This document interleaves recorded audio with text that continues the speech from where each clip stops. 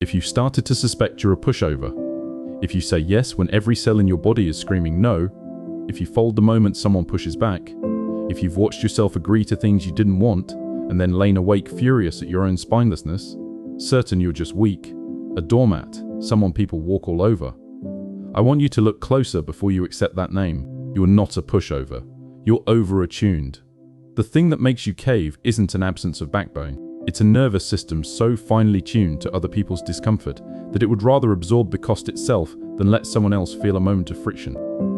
Here's what the word pushover hides. It frames the whole thing as weakness, as if when you give in, nothing is happening except a failure of will. But pay attention to what's actually going on in your body in those moments.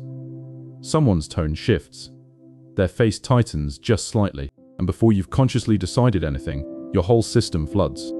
A wave of tension, a need to make it okay again, an almost physical urgency to dissolve the discomfort in the room. That's not weakness.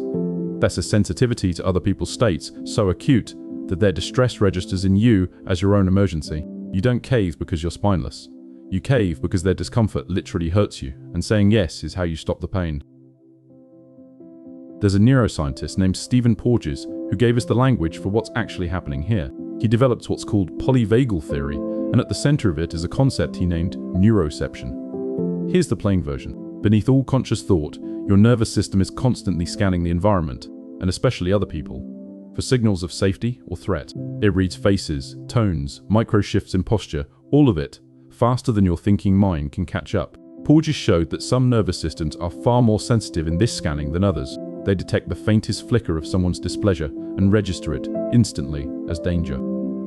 Now think about what that means to the person we call a pushover. When someone pushes back at you, your neuroception doesn't read it as a normal disagreement to be navigated. It reads it as a threat to the connection, a rupture, a danger, and it triggers the oldest survival instinct there is: appease, soothe, restore the bond at any cost. Porges would tell you that folding, in that moment, isn't a character flaw. It's a high-sensitivity threat detection system doing exactly what it evolved to do, just calibrated so finely that other people's mild displeasure trips the same alarm as real danger. You're not weak, you're wired to keep the peace turned all the way up.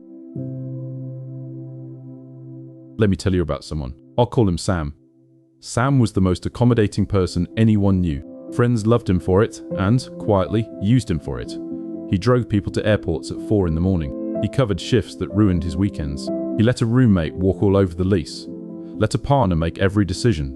Let his own preferences shrink down to nearly nothing. Because the alternative, the look on someone's face when he said no, was unbearable to him in a way he couldn't explain to anyone. He thought he was just a coward about conflict. A pushover, plain and simple.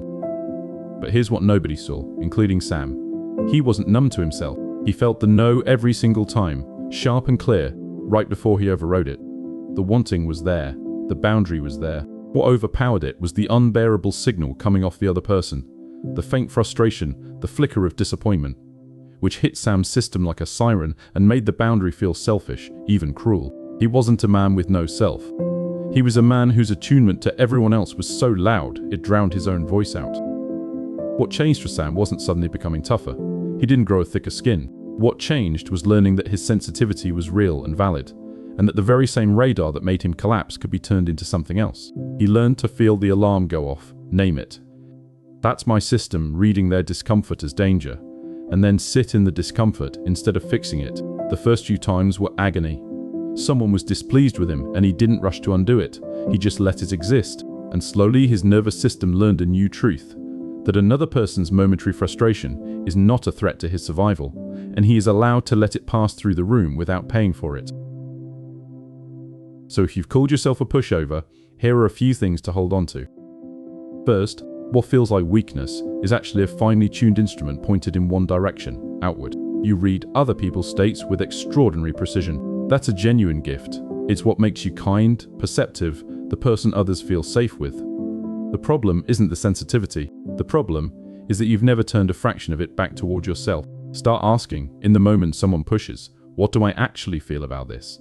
You'll find the no was there all along. You just never let it be as loud as their displeasure. Second, learn to tell a real threat from a discomfort.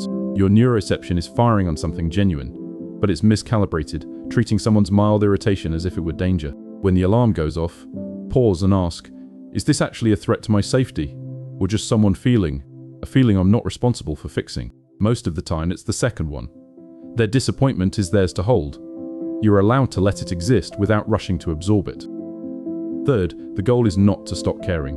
A pushover, you've been told, just needs to toughen up and care less. That's the wrong cure.